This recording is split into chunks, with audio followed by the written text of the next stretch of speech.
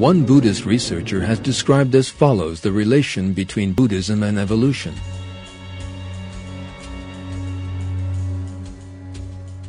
Buddhism is quite happy with the theory of evolution. In fact, Buddhist philosophy actually requires evolution to take place. All things are seen as being transient, constantly becoming, existing for a while, and then fading. The idea of unchanging species would not be compatible with Buddhist ontology.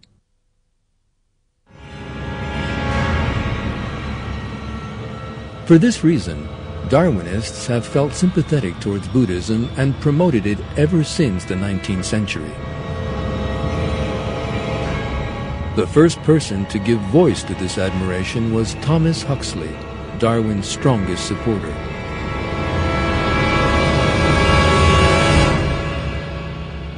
Huxley was an admirer of Buddhism, because just like Darwinism, Buddhism rejected the idea of a creator. In Huxley's view, therefore, it was most compatible with Western civilization. He wrote these words on the subject.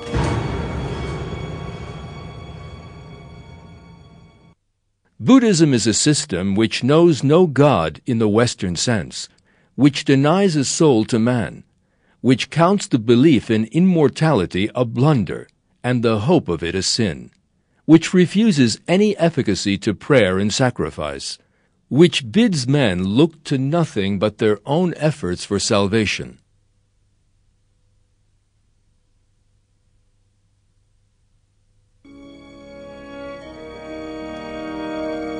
Certain other thinkers who sought to impose materialist philosophy and atheism on European societies followed Huxley's path and took an interest in Buddhism. One of these was the German philosopher Friedrich Nietzsche, an atheist who harbored a deep hatred of revealed religions.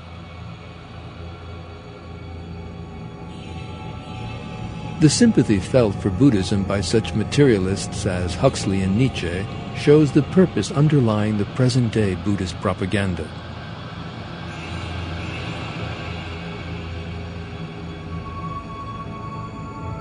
Materialists portray Buddhism as a vehicle by which to add some spiritual values, albeit artificial ones, to the non-believing model of society they wish to establish. Their aim is to prevent the rise of the revealed religions by means of alternative false ones.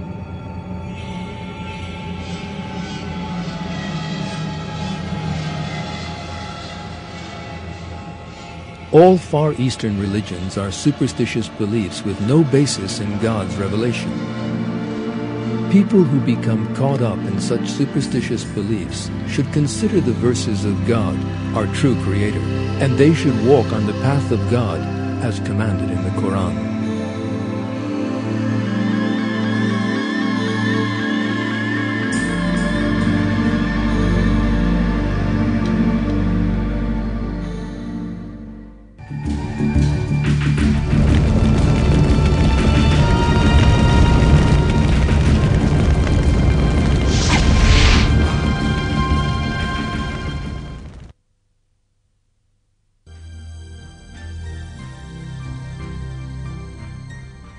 Alongside all the erroneous beliefs we have been looking at, there are some positive moral principles in Buddhism.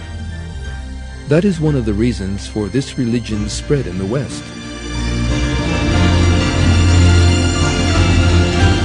For instance, Buddhism forbids theft. It encourages people to help one another.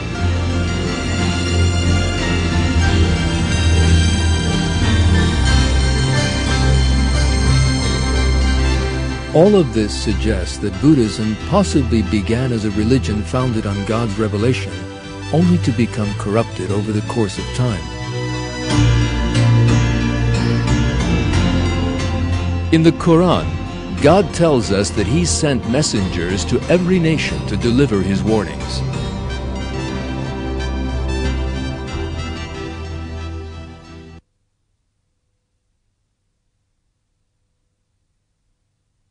We have sent you with the truth bringing good news and giving warning. There is no community to which a warner has not come.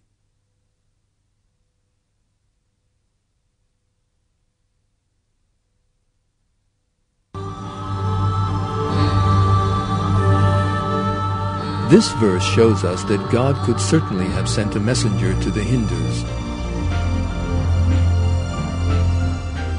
That warner might perhaps have been Siddhartha Gautama, known as the founder of Buddhism. After him, however, people may have distorted this religion, and Buddhism lost its original features. Assimilating various local myths, it turned into a superstitious religion. Even if Buddhism genuinely comes from a divine origin, it has by now entirely departed from it.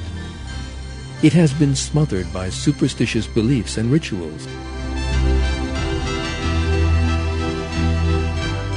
And it is now impossible for it to lead people to the true path.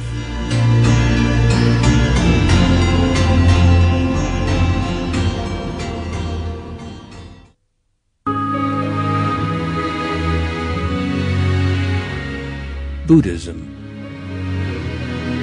an atheist teaching which denies the existence of God. A pagan religion.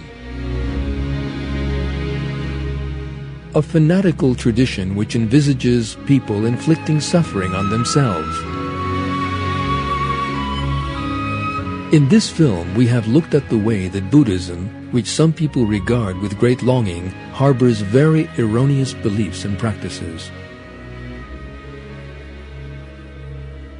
We have seen how the myths of reincarnation and karma mislead people. The greatest of this religion's errors is the way that it is based not on knowledge from God, but rather on various traditions and philosophies created by human beings over the course of time, and regards these as sacred. Buddhists and those who feel sympathetic towards this religion should consider these truths in detail, and at once liberate themselves from this superstitious belief. Because people who accept teachings other than those of the religion revealed by God are referred to in the Quran thus: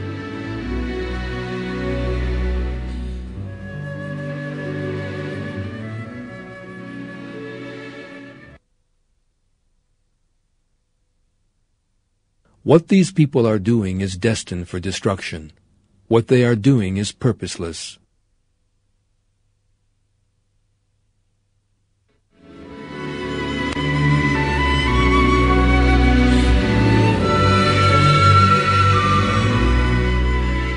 The path that will lead people to the truth, happiness, and peace is that revealed by God, in other words, the religion of Islam. Islam brings people reason, civilization, science, art, and joy. It illuminates their souls and frees them from darkness and despair. Indeed, thanks to this, nations which have been honored by Islam and sincerely lived according to that religion established one of the greatest civilizations in the history of the world and led the world in all fields. That is because Islam is the way revealed by God. The only means of salvation until the day of judgment lies in abiding by that path. As God informs us in the Quran,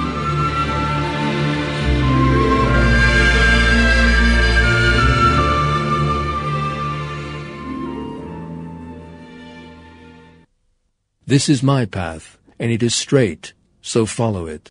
Do not follow other ways, or you will become cut off from His way."